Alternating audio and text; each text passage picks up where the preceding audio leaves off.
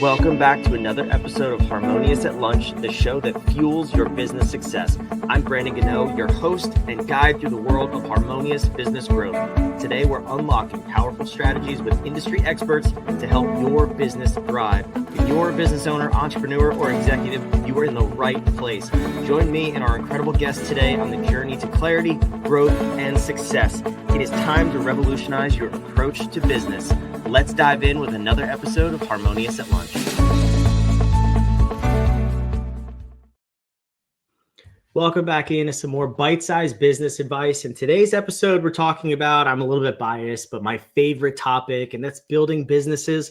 But we're also going to talk about building people that build businesses with a very special guest, Scott Beebe. Welcome to the show, and thank you for being here. Thanks, Brandon. Super excited about this. I like to geek out on this stuff with people who love it.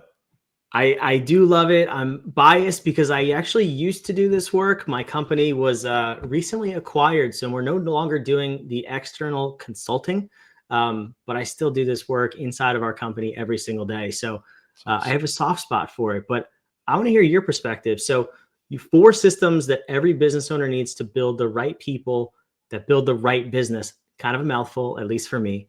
But what do you mean when you talk about this topic? So there's an element that we're seeing. We primarily work with business owners between 5 and 100 employees. So that gives you a little context on the space that we're working in and to understand the unique challenges that follow and sort of hover around those business owners that deal with it. And a lot of what they're dealing with is realizing that their business is really running their life, so much to the point that the life that they want to have, they're not able to have many times. Because the business is sort of owning them rather than them owning the business. And so when we start to sit and step back from the business for a minute and go, hey, is this allowing you to do what you want to do, both professionally and personally? And typically the answer is no, not always. There's some that are like, no, we're in great shape. And we're like, that's awesome. You are in far the minority to be able to do it. But the ones who are willing to be honest with us and say, hey, no, this is really robbing me of my time with my spouse, my kids, whoever, what I want to do outside of work. And we've got this phrase, it says life and business necessarily intersect. And if we want to create a business that then creates the life that we want, our vision story actually starts with family and freedom and not with the business finances, because the finances are kind of nothing if you don't have a vision for what you're going to do with your family and your freedom with that. So we actually start our business vision with the family. And that doesn't mean you've got to be married or have kids. You could be in whatever stage of life you are as an adult, but understand that your life and your business need to complement. They need to work together. And we found that a lot of that, once we can categorize it in those 4 systems that we talked about, within the 4 pain points that we talk about all the time, that's when we can start to see some clarity and go, okay, how do I build process around that to create what we call the RPMs of great leadership? Repetition, predictability, and meaning. And so once we start getting in that flow of the RPMs within those systems and the pain points, now the clarity starts to flow.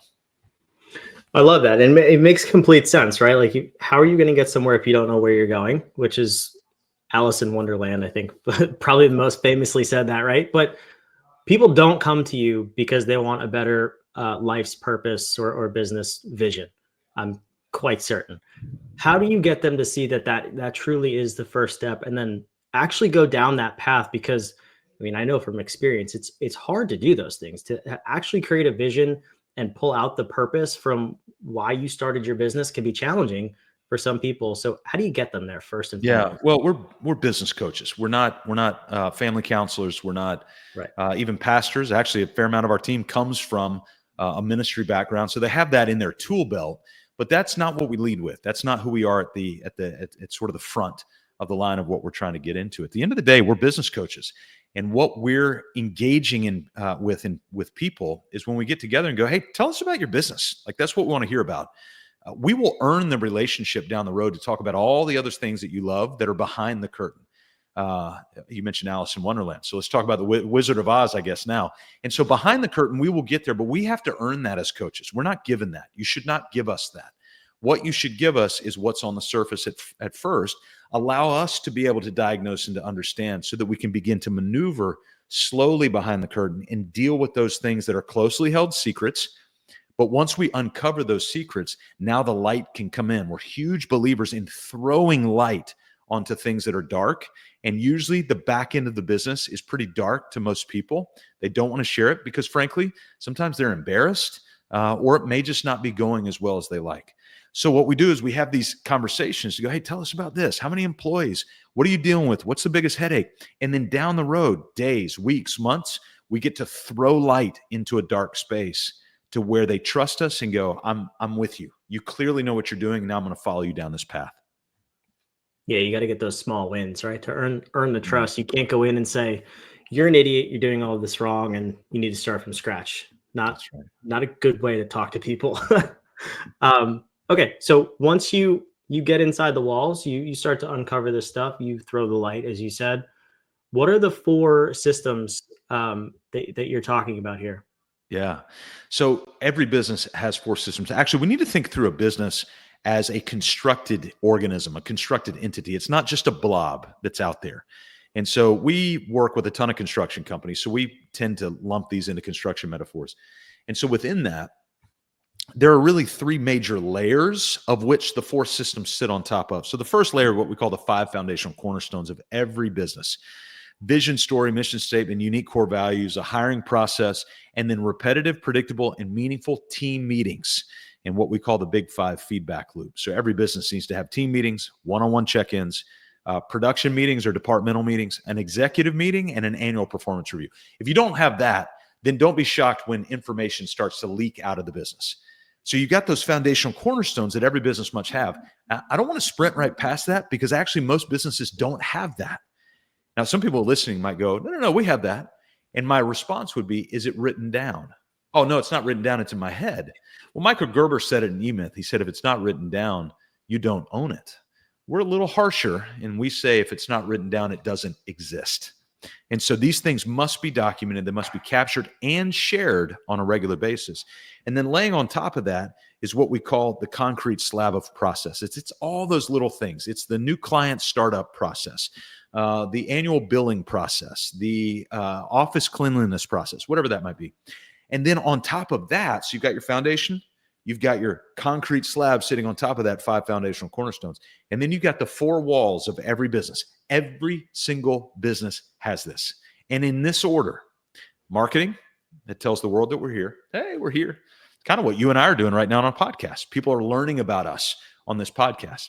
Then there's sales. That's where we've dated in the marketing world, and now we're going to walk down the aisle. We're going to go get married down the aisle of sales. And once we've joined in that union of sales, then we move into operations. That's the product, the service. That's where we're actually fulfilling the vow that we made at the altar of sales. And then after that, it's what we call administration. It includes accounting and HR and all that stuff. That's changing the diapers, changing the light bulbs, mowing the grass, maintaining the house for 10, 20, 40, 60 years, right? That we live there in this relationship with a client. Some relationships are really short, an hour. Others are really long, 10 years, right? But the reality is they all exist within those 4 major systems. Every business, whether you're selling ice cream, podcast services, you're selling hotel services, haberdashery, selling suits or haircuts, it doesn't matter. Every business has those 4 major systems. Where's the roof? What is the roof of this structure? You open the story loop, Scott. I have to know what the roof is. So I'll continue down the metaphor. So the external shell of this structure, and really it's the pain point, because what's the ultimate pain of a house? It's usually when there's a leak in the roof. And so if we've got leaks in the roof, then it affects everything else underneath. So the leaks of the roof are the 4 major pain points that we deal with, revolve around these things. Now, I've got a background as a pastor, so I have to put things in alliteration. I apologize for those of you with religious backgrounds and you're tired of this, but the 4 P's really do make sense around this, and the 4 pain points, and also the 4 elements that we walk through to get to those 4 systems. And they are this: purpose. It's everything around the purpose element of your life. And you mentioned earlier, how do you get there? We rarely start with purpose, because not many people go, I don't have a purpose in my life. They're usually at their wits' end before they say that. Well, that's typically not where we're meeting people. But once we've got them in that systems thinking, then we can come back and go, okay, purpose. That's a written vision, a written mission statement. By the way, the vision story is about 5-6 pages long. It's not a paragraph. It's not a sentence. It's multiple pages of detailed description of the snapshot of what the business looks like in the future. A mission statement is a 10-word, power-packed, boom, boom statement to go, this is why we do what we do. And a set of unique core values should not be any longer than 3 to 5 unique core values. And they're not integrity, respect, responsibility. I mean, come on, we should all be sharing those. They're things that really you won't understand. One of our core values is the 4 R's. We have another core value, 85-15. Now, you don't understand what those are. They require description. So that's the purpose element. Then you've got people, org charts, job roles, hiring process, onboarding process. All that must be documented. Then you've got process. That goes in marketing, sales, ops, and admin. And you get all those processes documented. And then the final pain point that we meet a lot of people in is profit. They're generating a lot of revenue up top, but they're not able to keep a lot of it down at the bottom. And so that's your roof structure of which those 4 walls can help support. Which is awesome because it's the culmination of the layers down below, which makes complete sense. So I like what you did there. So when you're meeting people, you're analyzing the 4 pain points. What are some commonalities you find when you're first meeting, whether it's clients or potential clients? What are some things that the listeners may resonate with because they may have them in their business? Yeah, that's a really healthy question. I think the number one response we get from people, because we'll just ask simply, what's the biggest challenge you're dealing with right now? And I think there's 2, but the number 1 is around people and number 2 is around money. Now, depending on the season, number 1 might be money and number 2 is people. But typically they fall in this order of people and money. And with the people, it usually sounds like this. Hey, Brandon, nobody wants to work anymore. And so that's what they'll tell us. Nobody wants to work anymore. So we'll simply ask very kindly, yeah, is it that nobody wants to work anymore or they just don't want to work for you because you're chaotic and in constant chaos? And then the second element usually has something, if they've trusted us, they'll get to talking about money, profit, and typically in cash flow is really what they mean by the time they get to it. Cash management, cash flow. And so we actually submit to the subdivided bank account process. You can read in Profit First. And we have everybody subdividing their bank accounts, not on spreadsheets, but in actual bank accounts. And that's part of that profit process that we help them walk through, is to be able to walk through and subdivide that so they can understand. And we have still to this day, we've been following that subdivision methodology for about 7 years now. Still to this day, we have not had one client, not one. And currently today we have a team of 12 and we serve about, I think, 107 clients today around the country. We have never had one, not one, come back and tell us that they wish they wouldn't have subdivided their bank accounts. I believe that. Yeah. I think it's also, it's right there behind my head. I'm a huge believer in Profit First. Yeah. I've had the same encounter. We do very similar work with our clients, and business owners don't understand where the money goes because they just can't see it. And it's not their fault. It's our fault as human nature. That's the whole point of the book. But then once you see it, it shines a light on, oh, okay, the problem's actually somewhere else in my business, but now I can see it. I can understand it. What does that journey look like, and how quickly do people usually get there with you from the chaos of wherever they're at to starting to get the order in their business and then really getting that passion and purpose back? Yeah. So what we've learned over time, we've got a 3-year coaching roadmap that we walk our clients through that follows this methodology of base camp, first mountain, and second mountain. I won't go into all the details of that, but typically in that base camp phase, it's usually about a year and a half, because that's where we're installing all of the tools for a business owner to be able to climb these mountains that we're going to take them on. And part of the tools, we've got about 32 documented and templated tools that we walk them through to be able to stock them in those 4 major categories: purpose, people, process, and profit. And as we do that, we really start to see the fog clear within just a couple of months, because there's so much that's muddy. It doesn't take much to kind of clear off the windshield to some degree. But then the car is not functioning well. So we can see out the front window relatively clearly. But instead of the car running attuned at 78 miles an hour, we actually have to slow it down just a little bit so that we can work on it while it's still moving, but we can work on it and begin to tweak those things in. So I would say usually in the area of about 6 to 7 months is where we'll start getting feedback going, oh my gosh, I had no idea what I didn't know. And by a year and a half, by the time if they've done what we've asked them to do, we have 2 rules in our business for our clients. Number 1, you have to do everything we ask you to do. It's rule number 1. And rule number 2 is you have to have more money coming in than's going out. If you're generating 100 grand worth of revenue a year, we can't help you do that. So you got to have more money coming in than's going out. But typically by that time, they're screaming at year one in 1.5, going, all right, I'm ready. I love it. Did you say screaming because you just heard the zoo animals behind me scream at the same time? I apologize for you listeners if you heard that too, but Scott, I love this. We've only scratched the surface in this episode, but I want to end it with something that you mentioned alliteration. No sermon would be complete without alliteration. And the second thing is a powerful question that gets the audience to think about why they came here. Why did you come to church this morning? So I want you to ask the listeners that question.